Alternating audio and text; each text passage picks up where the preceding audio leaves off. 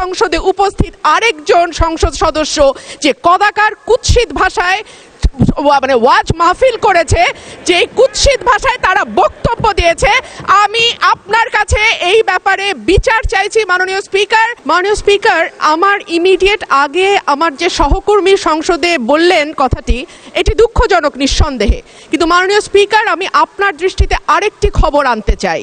আজকে ডেইলি স্টারে এই খবর প্রকাশিত হয়েছে, এই সংসদে উপস্থিত আমি এবং আমার আরও দুজন নারী সহকর্মীর বিরুদ্ধে এই সংসদে উপস্থিত আরেকজন সংসদ সদস্য যে কদাকার কুৎসিত ভাষায় মানে ওয়াজ মাহফিল করেছে, যে কুৎসিত ভাষায় তারা বক্তব্য দিয়েছে, আমি আপনার কাছে এই ব্যাপারে বিচার চাইছি মাননীয় স্পিকার।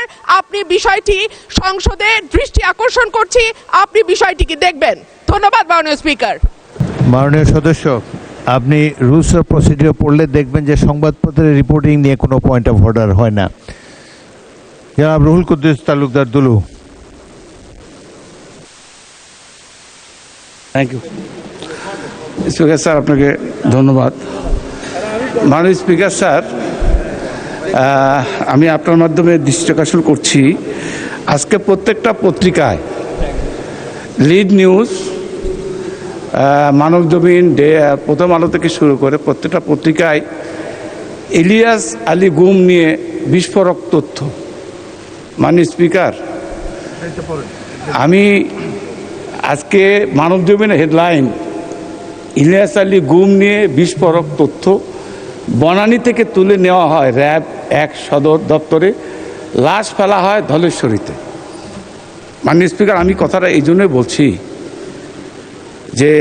যে অপরাধ হয়েছে এটা আন্তর্জাতিক অপরাধ, মানবতা অপরাধের কাজ। তো আমি আপনার দৃষ্টি আকর্ষণ করছি এই জন্যই, আপনি জানেন ইলিয়াস আলী আপনার সহকর্মী ছিল, আমার বন্ধু ছিল, তার সাথে অনেক স্মৃতি জড়িত। আজকে যদি ইলিয়াস বেঁচে থাকতো, এখানে যারা আমরা এমপি বা সংসদ সদস্য, আমরা সবাই কিন্তু একসঙ্গেই এই পার্লামেন্টে থাকতাম। মাননীয় স্পিকার, তো আমরা পত্রিকার মাধ্যমে যেটুকু জেনেছি,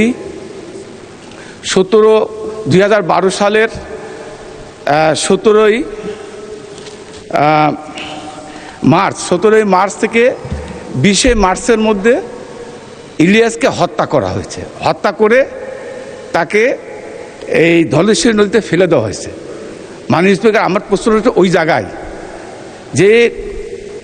যে কত মানুষ নিষ্ঠুর হলে এই কাজটা করতে পারে, আমার মনে হয় পৃথিবীর সমস্ত ইতিহাস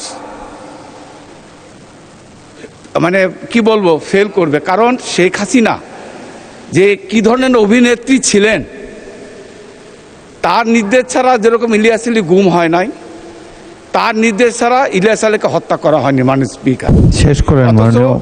21 তারিখে তার স্ত্রী এই পার্লামেন্টে অবস্থান বসা, দয়া করে বসুন। আমি মাননীয় স্পিকার শেষ করে দেবো, তার শিশু সন্তান তার সঙ্গে দেখা করতে গিয়েছে, তাদেরকে সে আশ্বস্ত করেছে যে ইলিয়াসকে খুব তাড়াতাড়ি ফেরত পাঠানোর ব্যবস্থা করবে। মাননীয় স্পিকার, আমি এই কথাটা এই জন্য বলতে চাই থেকে এবং বিএনপি সরকার গঠন করার পর থেকে বিএনপিকে প্রতিনিয়ত তার বিরোধী রাজনৈতিক দলগুলো একটা হুঁশিয়ারি দিয়ে আসছে। সেটি হলো, বিএনপি যদি লাইনচ্যুত হয় এবং গণবিরোধী কোনো কাজ করে কিংবা হচ্ছে যে সমঝোতার বাইরে যদি কোনো কাজ করে, তাহলে বিএনপিকেও শেখ হাসিনা কিংবা আওয়ামী লীগের মতো পতন দেখতে হবে। সর্বশেষ বিএনপিকে ঠিক এই একই হুঁশিয়ারিটি দিয়েছেন এবি পার্টির সাধারণ সম্পাদক ব্যারিস্টার আসাদুজ্জামান ফুয়াদ। তিনি ঠিক এভাবেই বলেছেন যে বিএনপি আওয়ামী লীগের চেয়ে অনেক দুর্বল। তার ইঙ্গিতটা খুব সুস্পষ্ট যে আওয়ামী লীগকে ফেলতে তাদের যতটা কষ্ট হয়েছে, বিএনপিকে ফেলতে যেহেতু তারা অপেক্ষাকৃত আওয়ামী লীগের চেয়ে দুর্বল বা শেখ হাসিনা সরকারের চেয়ে দুর্বল, সেই কারণে তাদেরকে ফেলতে তাদের তত শক্তিও লাগবে না বা তত সময়ও লাগবে না, ঠিক সেই ইঙ্গিতটাই দিয়েছেন। এবং বিএনপির এমপি মন্ত্রীদেরকে আওয়ামী লীগের শেখ হাসিনার যে পালিয়ে যাওয়ার ছবি, সেই ছবিগুলো তাদের ঘরের দরজায়, গাড়ির দরজায় লাগিয়ে রাখার জন্য বলেছেন।